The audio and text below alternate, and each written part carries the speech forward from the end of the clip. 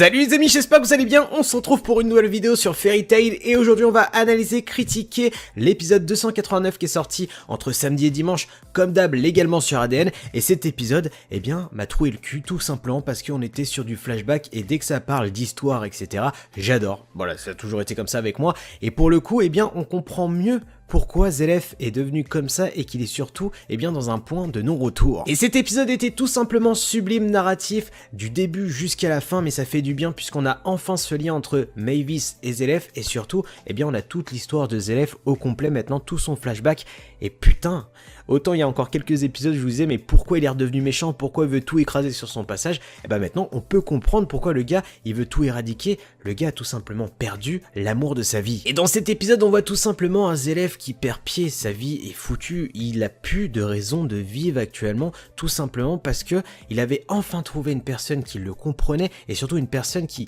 théoriquement ne pouvait pas mourir aussi puisque Mavis avait subi la même malédiction de Zélef puisque elle aussi avait utilisé de la magie noire inachevée pour avoir une victoire. Donc très franchement il y avait une histoire qui commençait à se ficeler et surtout c'était la première personne qui ne mourrait pas et il avait enfin éprouvé ce sentiment qui était l'amour. Et cet épisode va clairement crescendo sur les révélations du personnage de Mavis jusqu'à la fondation de Fairy Tail et surtout sur cette malédiction qui est la même de Zélef. Au début elle pensait qu'elle avait juste arrêté sa croissance, que sa croissance était bloquée à cause de la magie noire inachevée qu'elle avait utilisée, mais au final il fallait juste l'élément déclencheur pour qu'elle comprenne que la vie était importante. Et là où ça va être impactant, c'est tout comme Mavis, nous, viewers, on va subir un ascenseur émotionnel puisqu'on va assister à la naissance de Makarov dans la guilde de Fairy Tail. Rita, la mère de Makarov, va demander à Mavis de choisir le prénom de son petit, elle va choisir Makarov par rapport à un bouquin qu'elle a lu étant gamine, et suite à ça, la mère de Makarov va mourir, ça va être le premier mort que Mavis va engendrer. Et forcément on va éprouver ce sentiment d'empathie pour le personnage de Mavis qui va se terrer comme un lapin et surtout qui va essayer de plus causer